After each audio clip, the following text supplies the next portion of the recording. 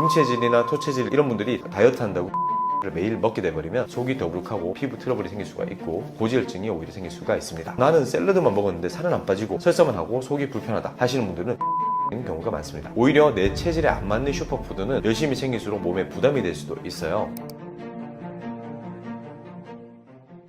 슈퍼푸드나 건강식이 좋다고 해서 열심히 챙겨 먹는데요. 네. 딱히 효과가 없는 것 같습니다. 이렇게 효과가 없다고 느껴지는 사람도 저뿐만 아니라 다른 사람들 같은데 또 왜 그럽니까? 정말 많은 분들이 이 말씀을 하시는데요. 방송에서 좋다는 슈퍼푸드, 아니면 뭐 홍삼, 오메가3, 견과류, 뭐 K, 브로콜리 이런 것들을 부지런하게 챙겨 드시는데 정작 내 몸은 그대로다, 또는 오히려 더 몸이 나빠지는 것 같다, 이렇게 말씀하시는 분들이 많이 있어요. 여기서 우리가 놓치는 게 하나가 있거든요. 이런 슈퍼푸드들은 평균적인 사람에게 좋다는 통계이지 모든 사람에게 좋다는 뜻이 아닙니다. 체질이라는 변수를 빼고 나온 결론이거든요. 오히려 내 체질에 안 맞는 슈퍼푸드는 열심히 챙길수록 몸에 부담이 될 수도 있어요. 저희가 이제 히스타민 반응이라고 하는데, 나한테 맞지 않는 음식을 섭취를 하면 우리 몸의 면역세포는 이 음식을 마치 바이러스나 세균처럼 내 몸에 침입한 침입자로 인식을 하게 됩니다. 그러면서 면역 반응에 의해서 히스타민이라고 하는 물질이 만들어지게 되는데, 이 히스타민이 우리 몸에서 여러 가지 증상들을 나타낼 수가 있어요. 뭐 비염이라든지 아니면은 두통이라든지 어지럼증이라든지 위산의 분비가 증가되다 보니까 역류성 식도염, 위염이라든지 아니면 피부 알러지라든지, 그래서 히스타민 신드롬을 유발할 수가 있다라고 보시면 될 것 같습니다. 대표적인 게 홍삼이거든요. 홍삼은 몸에 좋다고도 굉장히 많이 드시게 되는데, 어떤 분들은 홍삼만 먹으면 나는 얼굴이 화끈거리고 잠을 못 자고 코가 막히고 피부에 발진이 일어납니다, 이렇게 말씀하시는 분들이 많습니다. 이런 분들은 홍삼이 자기 체질에 안 맞는 거예요. 같은 음식이라 하더라도 누구한테는 보약이 되지만 누구한테는 독이 될 수가 있습니다. 이게 바로 팔체질의 핵심입니다. 그래서 남들에게 좋다가 아니라 내 몸에 맞느냐를 먼저 봐야만 된다는 것이죠. 구체적으로 어떤 체질에 뭐가 맞는지는 이따가 하나씩 짚어드리겠습니다. 체질 중에서 내가 어떤 체질인지 참고할 수 있는 자가 테스트나 체크리스트 있을까요? 네, 있습니다. 집에서도 충분히 힌트를 얻으실 수가 있는데 크게 세 가지를 보시면 됩니다. 첫 번째, 체형과 외모이죠. 일단 체형 같은 경우는 내가 상체가 발달했는지 또는 하체 골반 쪽이 발달했는지에 따라 가지고 체질이 많이 분류가 되거든요. 그래서 상체가 하체보다 상대적으로 발달한 분들은 토체질과 금체질 분들이 많고요. 상체보다는 하체가 발달한 분들은 수체질과 목체질인 경우가 많습니다. 그리고 피부 타입에 있어서도 체질을 추론을 해볼 수가 있거든요. 나의 피부가 좀 건조하면서도 예민한 피부인지, 아니면 나의 피부가 기름지면서도 좀 튼튼한 피부인지를 가지고, 질긴 피부인지를 가지고도 체질 진단이 가능합니다. 피부가 건조하면서도 조금 예민한, 되게 드라이하면서도 센시티브한 그런 유형이라고 말씀드리는데, 이런 체질인 경우는 금양체질, 금음체질, 그리고 수양체질, 토음체질 이런 분들이 많고요. 피부가 조금 오일리하면서도 피부가 두껍고 튼튼한 분들은 목양체질과 모금체질, 토양체질인 경우가 많습니다. 그리고 우리가 이제 BMI라고 하죠. BMI, 어떤 비만의 정도를 가지고도 체질을 진단해 볼 수가 있어요. 내가 BMI 기준에서 기준치보다 약간 더 오버가 됐다, 아니면 난 조금 약간의 비만인 경우가 있다, 이런 경우라면 토양체질인 경우가 많이 있고요. 그리고 중등도보다 조금 더 말랐다, 이런 분들은 금양체질과 토음체질인 경우가 많습니다. 근데 나는 BMI 기준상 기준치보다 많이 말랐다, 이런 분들은 금음체질, 수양체질, 수음체질 분들이 많습니다. 그리고 BMI 기준에서 나는 정상인보다 조금 많이 좀 뚱뚱하다, 많이 비만하다 하면 목양체질과 모금체질인 경우도 많습니다. 자, 두 번째, 성격과 기질로서 체질을 진단을 할 수가 있어요. 내가 화가 나면 바로 터트리는 편인지, 아니면 화가 나면 좀 참는 편인지에 따라서 금양, 금음체질 쪽인지 아니면 수양, 수음체질 쪽인지를 알 수가 있고요. 그리고 내가 외향적인 체질인지 내향적인 체질인지에 따라서, 외향적이다라고 한다면 토양체질, 그리고 금음체질 아니면 모금체질 이런 분들이 많고요. 내향적이다라고 한다면 수양체질, 수음체질, 금양체질, 목양체질로 추정을 할 수가 있거든요. 그리고 내가 아이디어가 넘치는 창조형인지, 이런 분들은 금양체질, 금음체질, 토음체질인 경우가 많고요. 내가 꼼꼼하게 관리를 잘하는 관리 유형인지, 이런 분들은 수양체질, 수음체질, 그리고 모금체질인 경우가 많습니다. 셋째, 이게 가장 중요한데요. 음식과 약물에 대한 내 몸의 반응입니다. 예를 들어 볼게요. 커피 한 잔 마시면 밤에 잠을 설치시는 분들이 있잖아요. 그리고 항생제나 진통제에 유독 예민하게 반응이 오는 분들이 있습니다. 또 사우나에서 땀을 빼고 나면 개운한 분들이 있고 아니면 어지러운 분들이 있습니다. 이런 반응 하나하나가 체질을 가르는 결정적인 단서가 됩니다. 여기서 한 가지 팁을 드리자면요, 이 체질 자가 진단은 나는 이 체질이다 라고 찍어서 생각을 하기보다는 이 반응을 보니 이 체질은 절대 아니다 라고 하나씩 지워나가는 룰아웃을 하는 것이 훨씬 더 정확하다고 보시면 될 것 같습니다. 물론 가장 정확한 거는 한의원에 오셔서 의료진의 진단을 받는 것이지만, 집에서 방향을 잡는 데까지는 어떤 체크리스트만으로도 충분한데요. 그게 이제 제 책 뇌 체질혁명의 자가진단 문항지 그리고 자가진단이 가능한 AI 앱을 통해서 정리를 해두었습니다. 그래서 순서대로 따라오시거나 AI 앱을 사용을 해보시면 내 체질이 어느 쪽인지는 스스로 좁혀 나가실 수가 있습니다. 그러면은 체질에 따라서 같은 음식이 나한테는 안 맞고 또 잘 맞고 그게 달라지는 건가요? 그렇습니다. 우리가 매일 먹는 흔한 음식일수록 이게 극명히 갈리게 되는 거거든요. 다이어트 음식으로 한번 살펴볼게요. 닭가슴살인데요. 닭가슴살과 관련해서 시즌 비시즌의 B씨 같은 경우는 닭가슴살을 나는 정말 매일 먹는데 그리고 운동을 정말 열심히 하는데 왜 고지혈증이 생겼을까? 이런 영상 한번 올리신 적이 있어요. 다이어트라고 하면 다들 닭가슴살부터 먼저 떠올리게 되는데 대표적인 건강 단백질로 통하잖아요. 그런데 이 닭가슴살은 수양 체질이나 수음 체질 또는 목양 체질한테는 굉장히 잘 맞는 단백질이 맞습니다.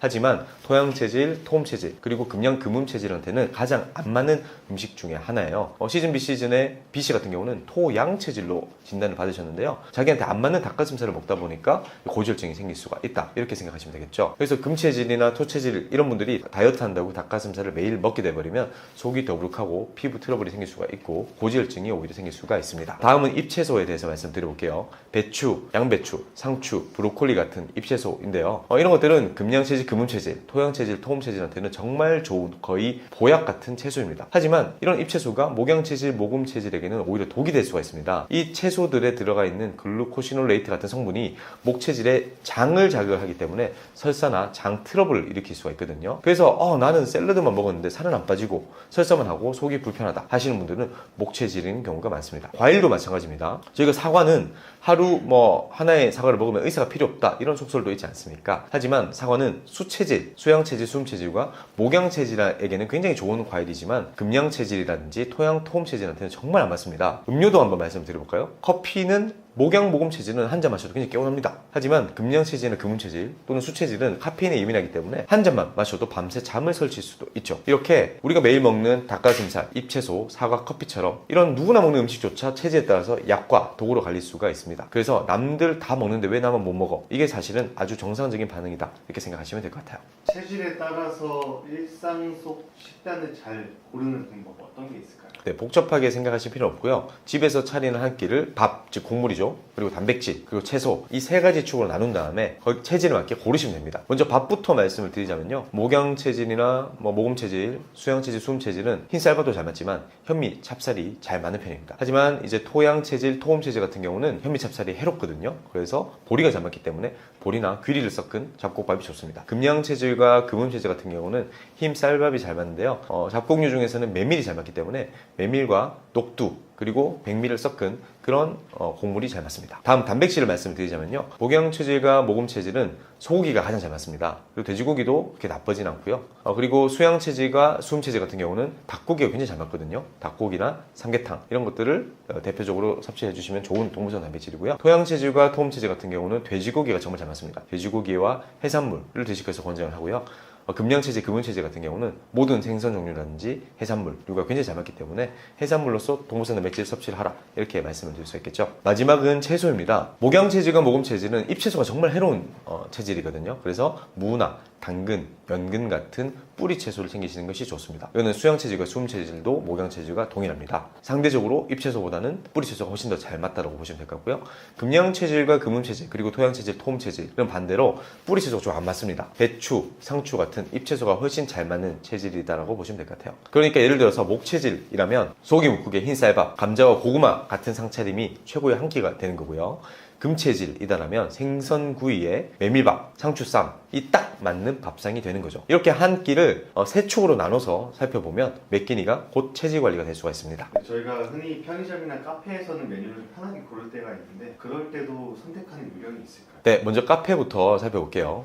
목양체질과 모금체질은 우유도 잘 맞고요. 카페인도 잘 맞는 편입니다. 그래서 우유랑 커피가 둘 다 잘 맞기 때문에 따뜻한 카페 라떼가 무난하다라고 보시면 됩니다. 근데 모금체질 같은 경우는 사실 아이스 아메리카노는 좀 안 맞을 수가 있어요. 이 장이 굉장히 민감하기 때문에 차가운 음식을 먹게 되면 또 설사할 수가 있거든요. 반대로 금양체질, 금음체질 같은 경우는 카페인도 맞지가 않고요. 우유도 맞지가 않습니다. 그래서 라떼가 굉장히 해롭다라고 보시면 될 것 같고 오히려 캐모마일이나 페퍼민트 같은 허브티가 부담이 적습니다. 토양체질, 토음체질은 몸에 열이 굉장히 많기 때문에 시원한 음료가 잘 맞습니다. 얼어 죽어도 아이스 아메리카노 마신다 이런 분들이 많죠. 수체질은 반대로 찬 음료나 카페인을 피하시는 게 좋습니다. 생강차나 대추차처럼 따뜻한 차를 고르시는 것이 하나의 방법입니다. 자, 이제 편의점으로 가볼게요. 목양체질, 모금체질은 우유나 치즈, 호두 같은 견과류, 고구마, 소고기, 육포 이런 것들이 다 좋은 선택입니다. 샐러드는 굳이 고르시지 않으셔도 됩니다. 금양체질, 금운체질은 참치김밥이나 삼각김밥 종류 중에서도 해산물이 들어간 그런 김밥, 새우나 게살이 함유된 김밥, 또는 생선 종류, 그리고 바나나, 딸기 같은 과일이 잘 맞습니다. 대신 견과류나 우유, 소시지는 피하셔야 되죠. 토양 체질과 토음 체질은 열을 식혀준 쪽이기 때문에 과일이 무난하고요. 그리고 머리가 들어간 제품도 무난합니다. 인삼이나 홍삼 음료 같은 것들은 안 마시는 것이 좋겠죠. 수양 체질, 수음 체질은 따뜻하게 몸을 데울 수 있는 그런 음식들이 잘 맞습니다. 군 고구마도 잘 맞고요. 견과류도 잘 맞고요. 대신에 찬 음료수나 아이스크림은 속을 차게 하기 때문에 피하시는 것이 좋습니다. 핵심만 기억하시면 됩니다. 고를 게 많아서 헷갈릴 때는 내 체질에 안 맞는 것부터 뺀다 라고 생각하시면 될 것 같아요. 이것만 해도 실패 확률이 확 줄어들 수가 있거든요. 흔히들 과일은 몸에 좋다, 뭐든 먹으면 된다고 생각하잖아요. 근데 이 과일도 먹으면 안 되고 오히려 독이 되는 경우가 있을까요? 네, 충분히 그럴 수 있습니다. 과일은 무조건 건강식이다. 이게 우리 머릿속에 박혀 있잖아요. 그래서 천연 비타민을 챙기기 위해서 이런 과일, 저런 과일 골고루 드시게 되는데 사실 과일도 아무렇게나 먹으면 오히려 몸에 부담이 되는 경우가 많습니다. 하나는 혈당 문제입니다. 과일은 단맛이 많이 나지 않습니까? 이 단맛이 혈당을 꽤 빠르게 올리는 과일 종류도 있기 때문에 혈당을 관리를 하셔야 되는 분들은 과일 종류를 가리셔야 됩니다. 또 하나는 체질 문제입니다. 같은 과일이라도 내 체질에 맞으면 보약처럼 작용하지만 안 맞게 돼버리면 오히려 히스타민 반응을 일으키게 되면서 속을 불편하게 하고 몸을 붓게 만든다든지 알러지를 유발할 수가 있습니다. 그러니까 과일이니까 무조건 다 좋다가 아니라 어떤 과일을 누가 어떻게 먹느냐를 같이 봐야만 됩니다. 혈당 이야기랑 체질 이야기 지금부터 하나씩 풀어드릴게요. 50대, 60대는 혈당 때문에 과일도 조심하는 편이긴 한데요. 혈당을 빨리 올리는 과일, 그리고 덜 올리는 과일 따로 있는 건가요? 네, 확실히 차이가 있습니다. 여기서 혈당 지수라는 말을 한번 짚고 넘어갈게요. 쉽게 말해서 먹었을 때 혈당이 얼마나 빨리 치고 올라가느냐, 이 속도를 점수로 매긴 것이 혈당 부하 지수예요. 이 점수가 높은 과일일수록 혈당을 급격하게 끌어올린다고 보시면 되고요. 그래서 혈당을 빨리 올리는 과일부터 먼저 살펴볼게요. 대표적인 게 수박, 그리고 파인애플, 잘 익은 바나나, 망고와 포도입니다. 이런 과일들은 달고 시원하기 때문에 여름철에 많이 드시잖아요. 하지만 혈당이 쑥 하고 바로 올라가기 쉬운 과일들입니다. 특히나 말린 과일인 경우는 더욱더 위험하고요. 곶감 같은 경우는 당이 굉장히 농축이 많이 되어 있기 때문에 더욱 조심을 하셔야 됩니다. 혈당 부하 지수가 한 중간쯤 되는 과일을 말씀을 드리자면 키위와 귤과 오렌지 같은 종류이고요. 반대로 혈당을 천천히 올리는 비교적 안전한 과일은 사과, 배, 자몽, 그리고 딸기나 블루베리 같은 베리류를 굉장히 추천합니다. 체리, 자두, 복숭아도 비교적 천천히 올리는 편입니다. 그래서 혈당이 걱정되시는 분들은 수박, 포도, 바나나는 양을 줄이셔야 되고요. 베리류 쪽으로 가시는 것이 조금 더 안심을 하실 수가 있습니다. 다만 이건 어디까지나 일반적인 기준이고요. 당뇨가 있으신 분들은 또 내과 선생님과 꼭 상의하시면서 드시는 것이 좋습니다. 체질 얘기 자주 해주셨는데 네. 과일도 체질에 따라서 조심해야 하는 음식이 따로 있는 건가요? 먼저 사과에 대해서 말씀드리자면요. 사과는 하루 한 알의 사과면 의사가 필요 없다라는 속담도 있지 않습니까?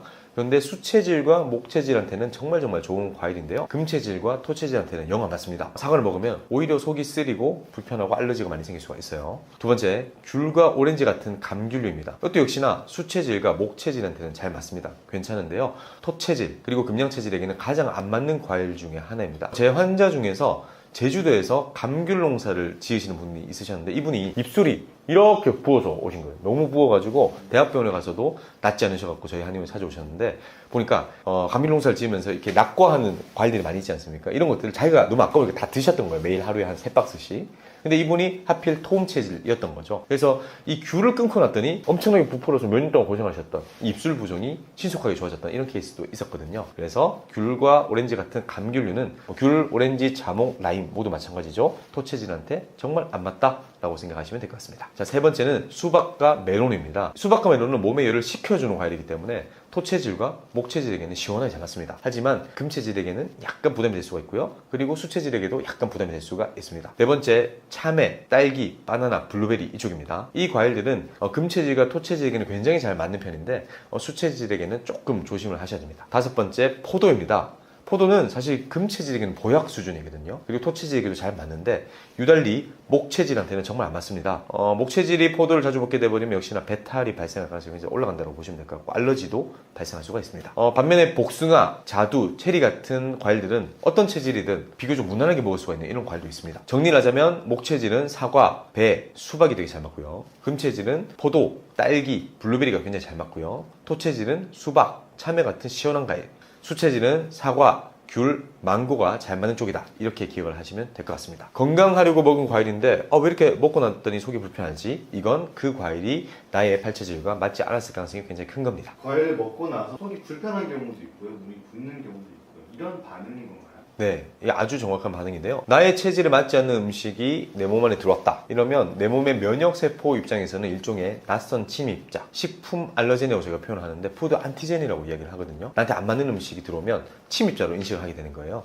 그래서 우리 몸에서는 히스타민이라고 하는 물질을 방출시키면서 여러 가지 불편한 반응이 나타나게 됩니다. 왜냐하면 히스타민 수용체가 H1, H2, H3, H4가 온몸에 전신에 분포하고 있거든요. 생활 속에서 이렇게 느껴지실 겁니다. 첫 번째, 소화기입니다. 특정 과일을 먹고 났더니 유독 속이 더부룩하다, 메스껍다, 부글거린다, 가스가 많이 찬다.